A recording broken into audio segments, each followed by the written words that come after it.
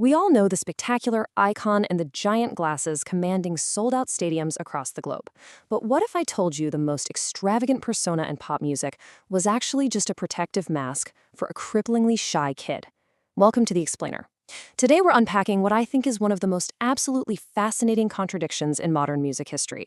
It's the Elton John paradox, from shy pianist to pop spectacle. Because before the feathers and the sequins, there was just a profoundly quiet, insecure kid who could barely speak his mind. Today, we're diving deep into the life, the excesses, the total reinvention, and the ultimate legacy of Elton John. So it really begs the question, how does a cripplingly shy kid named Reginald Dwight actually become a global spectacle? Well, the answer is as unexpected as it is brilliant, because those extravagant costumes, the wild glasses, the Donald Duck outfits, they weren't just for show.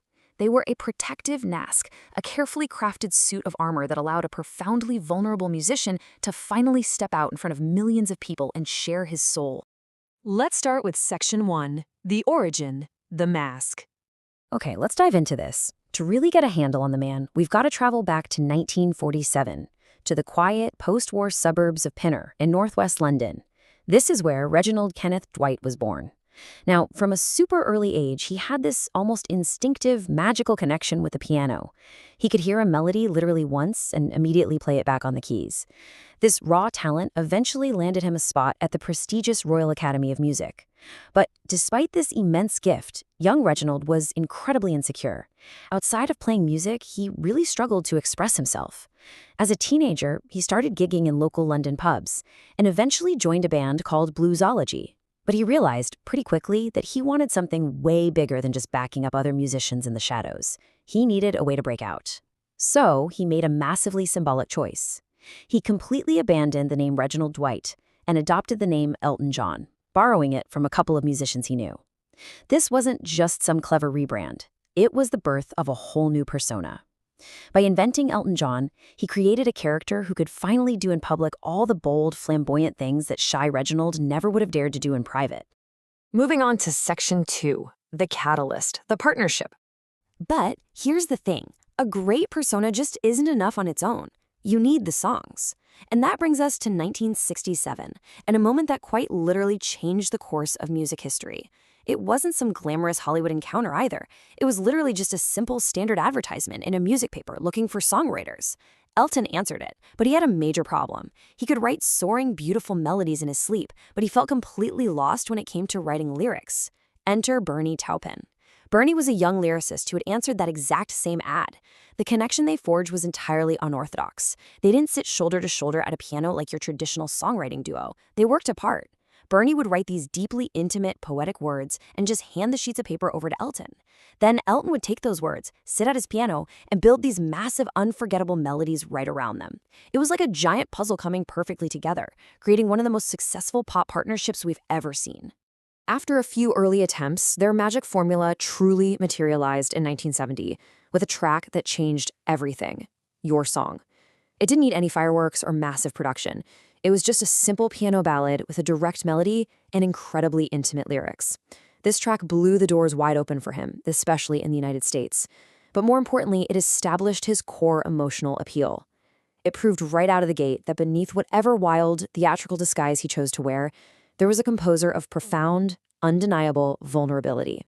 Next up, Section 3, the ascent and the abyss. From there, things accelerated at a pace that's honestly hard to even comprehend today. We're entering the era of pure superstardom, where the shy kid from Pinner suddenly found himself at the absolute center of the universe. Now, what's really interesting about this slide is the sheer velocity of his creative output during this era. I mean, look at this. Madman Across the Water in 71, Honky Chateau in 72, Goodbye Yellow Brick Road in 73, Captain Fantastic in 75. He was dropping masterful albums and massive hits completely back-to-back. Rocket Man, Tiny Dancer, Benny and the Jets. He was jumping from ballads to stadium rock to gospel to soul entirely seamlessly. And on stage, the piano became a giant prop in a stadium-filling extravaganza. He was no longer just a successful British singer, he was the most visible star on the planet. But as we know, living at maximum speed always comes with a heavy toll. The fame arrived so rapidly that his private life began to spiral out of control. The contrast is actually pretty heartbreaking when you really look at it. On stage, he looked totally invincible, this larger-than-life superhero adorned in feathers, giant boots, and sequins, adored by hundreds of thousands of screaming fans. But offstage, the reality was starkly different. He was isolated, battling severe emotional insecurities, navigating difficult relationships, and struggling deeply with a spiraling addiction to drugs and alcohol. The man who could effortlessly connect with millions felt profoundly alone in his dressing room. The late 70s and early 80s were incredibly tough. The pop market was shifting, sounds were changing, and the exhaustion was really setting in. But Elton John had this unbelievable capacity for endurance. In 1983, he released I'm Still Standing, and almost by accident, it became the defining anthem of his entire career. It was literal proof that he could fall down, make mistakes, face changing musical tides, and still rise again completely defiant. Which brings us to Section 4, the resurrection. The real turning point, the most absolutely crucial transformation of his life, didn't actually happen on a stage or in a recording studio. It happened in 1990 when he finally confronted the darkness off stage. He sought help and fully committed to a life of sobriety. This wasn't just some minor lifestyle tweak. It was a total life reset. Getting sober reorganized everything. It changed his personal life, his work ethic, and entirely reframed how he understood his own fame. Leaving behind his self-destructive era didn't make him fade away. Paradoxically, it paved the way for a massive cultural resurgence in the decade that followed. He found a brand new purpose. And this brilliantly illustrates just how much that new purpose triggered an unbelievable run of milestones in the 90s. In 1992, he channeled his energy into founding the Elton John AIDS Foundation, which really became his life's work outside of music. In 1994, he conquered a totally new medium, winning an Oscar for The Lion King, introducing his sound to an entirely new generation of kids. That exact same year, he gets inducted into the Rock and Roll Hall of Fame. And in 1997, during a moment of profound global grief following the death of Princess Diana, he performs Candle in the Wind.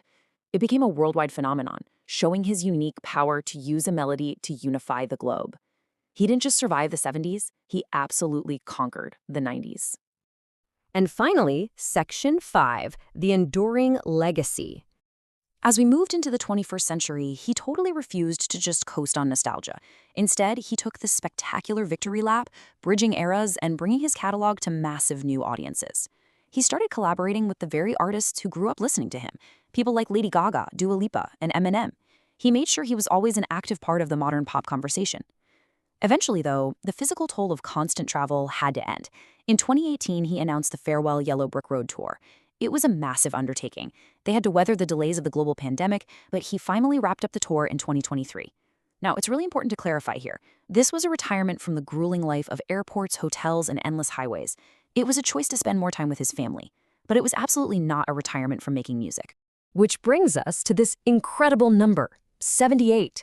In 2025, at 78 years old, after officially retiring from touring the world, what does he do? He goes right back into the studio and drops Who Believes in Angels, a collaborative album with Brandi Carlile. And guess what? It rocketed to become his 10th UK #1 album. No way! Decades into his career, he is still creating fresh, relevant music, sharing the spotlight with younger generations, and refusing to just be a copy of his own past. So, I want to leave you with this one thought. If the giant glasses, the feathers, and the flashy costumes eventually fade into history, what is it that makes the music of Elton John truly immortal? It's because that shy kid named Reginald Dwight figured out how to take his deepest insecurities and vulnerabilities and wrap them up in undeniable, soaring melodies. He turned his personal truth into our universal anthems, and that music built for massive crowds has completely outlived the flashy persona itself. Remember, everything is explained here. See you in the next video. Enjoyed it? Join the Explicados. Subscribe up here. And leave your comment below. I might read it in the next video.